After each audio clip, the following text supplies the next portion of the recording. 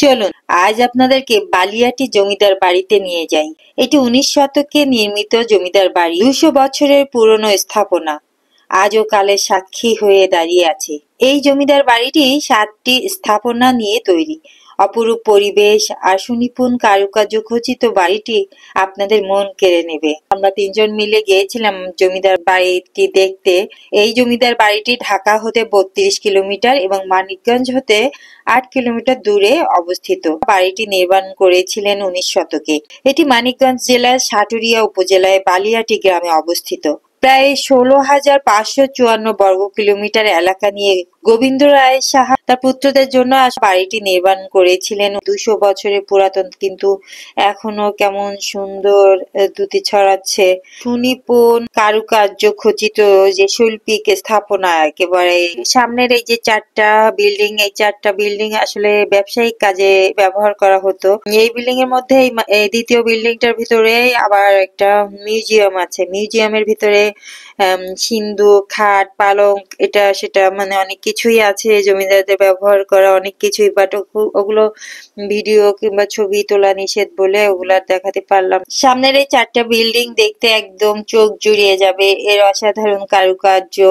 যাই এর এই গলি দিয়ে ভিতরে ঢুকলাম। ভিতরে ঢোকার পরে যেটা দেখা যাবে সেটা হচ্ছে অন্দরমহল। এখানে এখানে রাজা গোবিন্দ রায় সাহা উনি ওনার ছেলেদের জন্য, ওনার ছেলেরা হচ্ছে আনন্দরাম সাহা, গোলাপরাম সাহা, পণ্ডিত রাম সাহা, এদের জন্য বানিয়েছে অন্দরমহলের এই বিভিন্ন প্রাসাদ গুলো। দ্বিতীয় পুত্র আনন্দরাম সাহার জন্য এটা বানিয়েছে। এটা 50টির মতো রুম আছে, চৌবাচ্চা আছে। তারপরে হচ্ছে পণ্ডিত রাম সাহার জন্য 38টা কক্ষ বিশিষ্ট, এটার মধ্যেও চৌবাচ্চা আছে। তারপরে এটা গোলাপ বাড়ি বলে এটাকে। সর্বমোট প্রায় 200টি রুম আছে এই পুরো বাড়িটির ভিতরে। এই রাস্তাটা দিয়ে যেতে হয়, যে ভিতরে একটা পুকুরটা অসাধারণ, এত সুন্দর পুকুরটা কালের সাক্ষী হয়ে দাঁড়িয়ে আছে। এই পুকুরটার মধ্যে 6টি সান বাঁধানো ঘাট আছে, দেখতে অপূর্ব, কিন্তু পুকুরটা পানি জমে শ্যাওলা হয়ে একদম পুকুরটা ব্যবহার অনুপযোগী হয়ে গেছে। যদিও পুকুরটার দিকে তাকালে অনুভব হচ্ছিল যে একসময় 200 বছর আগে কিছু মানুষ তাদের এই শখের পুকুরে গোসল করত।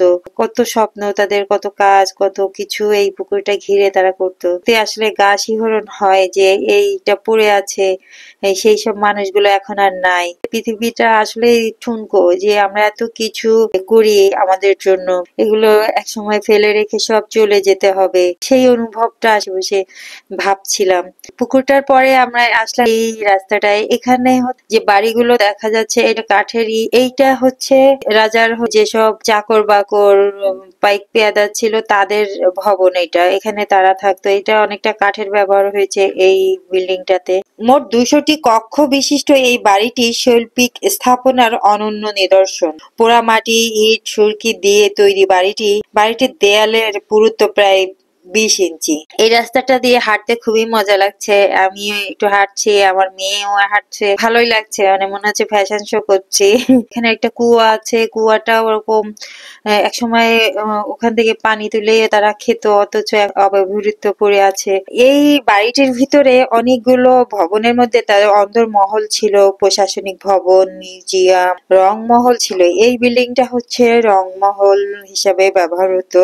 ভবনের মধ্যে দেখলাম যে একটা জেলখানা মতো আছে। জেলখানাটা আসলে দেখালাম না। যখনই যে কোনো রাজা বাদশাহ বলেন আর সরকার বলেন, যাই বলেন, যাদেরকে তারা আসলে অপরাধী ভাবে, সেই অপরাধীদের জন্য নির্মাণ এনারা করেন জেলখানা। অনেকটা জেলখানার মতোই, অন্ধকার কুঠুরির মতো।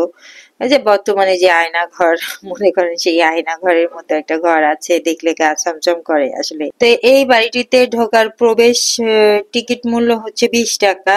জমিদার বাড়িটা বন্ধ থাকে রবিবার ফুল দিন আর সোমবার হচ্ছে হাফ দিন।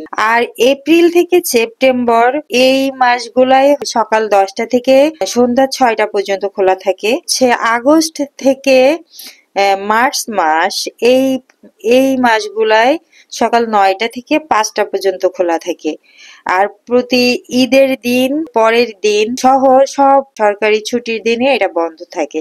যাওয়ার জন্য যেটা করতে হবে, আপনারা যদি কেউ গাড়িতে আসেন তাহলে হচ্ছে আপনার ঢাকা থেকে মানিকগঞ্জ, পাটুরিয়া, আরিচা যাওয়ার যে গাড়িগুলো আছে না, ওই গাড়িগুলোতে উঠে মানিকগঞ্জ নামার 8 কিলোমিটার আগে পাটুরিয়া বাস স্ট্যান্ড নামতে হবে। সেক্ষেত্রে গাড়িগুলোর নাম একটু বলি: শুভযাত্রা, পল্লী সেবা, শুকতারা, এইসব গাড়িতে আসা যাবে।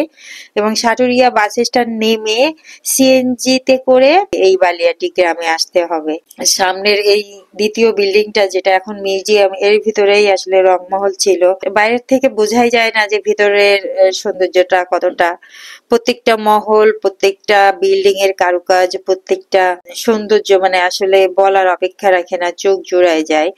এবং সবচাইতে অনুভব যেটা হয় যে সেই আমলের, এখান থেকে 200 বছর আগে মানুষের যে রুচিবোধ এবং সেই রুচির বোধেরই একটা বহিঃপ্রকাশ কারুকার্য খচিত স্থাপনাগুলা। মনে হয় যে এই রাস্তা দিয়ে তারা হেঁটেছে, ঘোড়ার গাড়িতে করে চড়েছে, পুকুরে তারা গোসল করেছে, এই রুমে তারা ঘুমিয়েছে, এইখানে তাদের বসবাস ছিল।